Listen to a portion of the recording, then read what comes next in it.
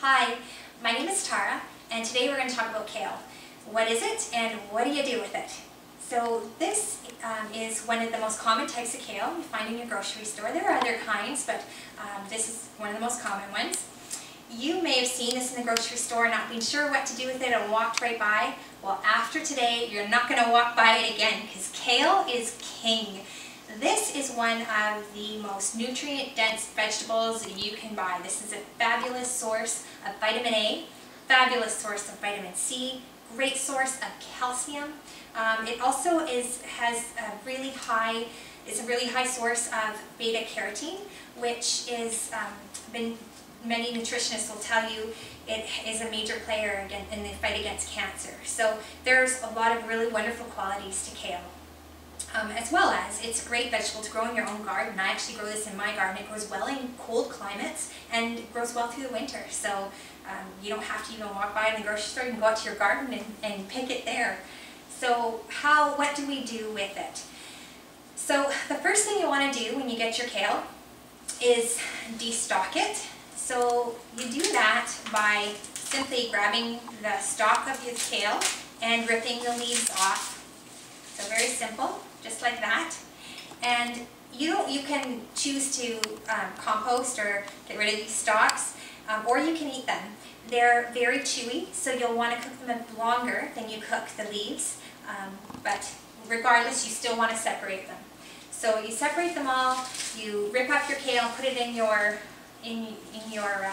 salad spinner or however you're going to wash it, and then you rinse it really, really well. So I've already done that to a bunch of kale here, and this is what you end up with. Now this looks like an awful lot of kale, but when you cook it, it actually cooks down.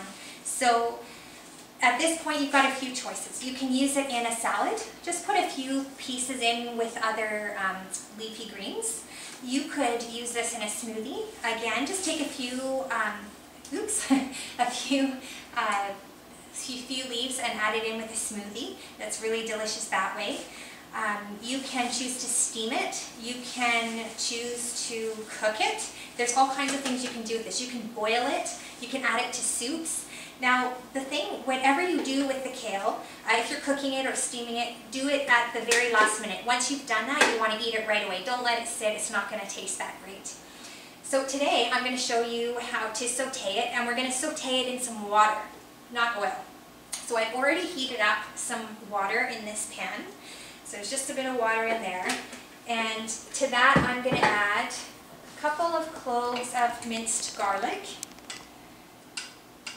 And I've also minced some ginger. So you can see it's not a lot, just probably a thumb size or 2 thumb sizes. It doesn't have to be exact. This is something you're just going to have to play around with. And that's how I do it. And we'll just let that braise for a few minutes while we're talking. Now, kale has a very strong taste. It's related to the cabbage family. It's a cruciferous vegetable.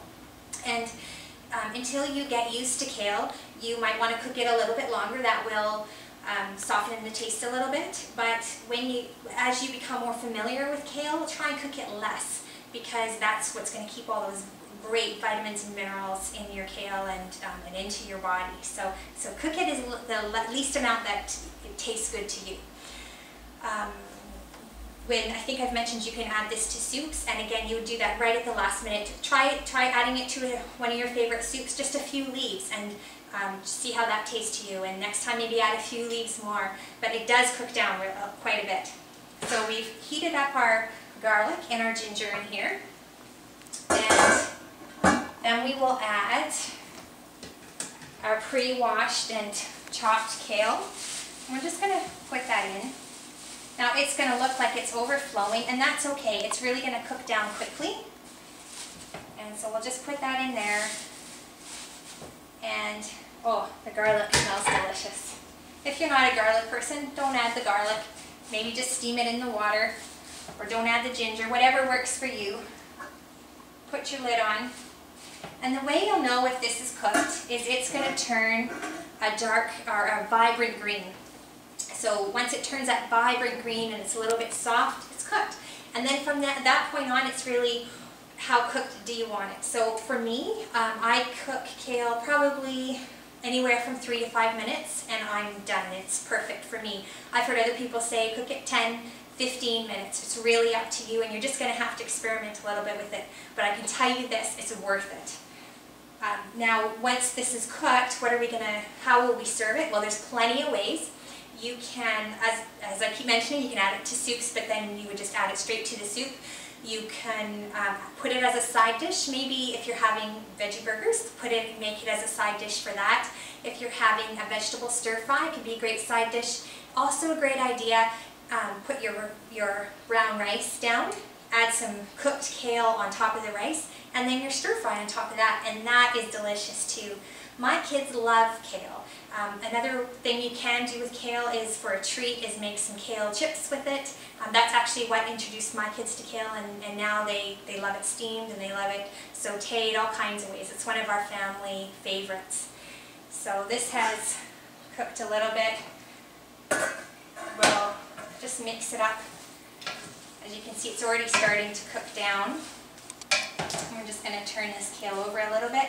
And I'm not sure if you can see that, but the kale is turning quite a vibrant green.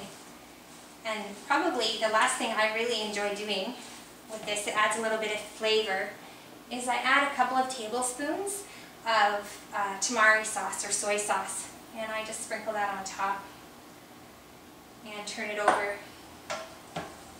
I'll wait for a few more minutes for this to cook down, and then it's going to be ready for supper and ready to eat.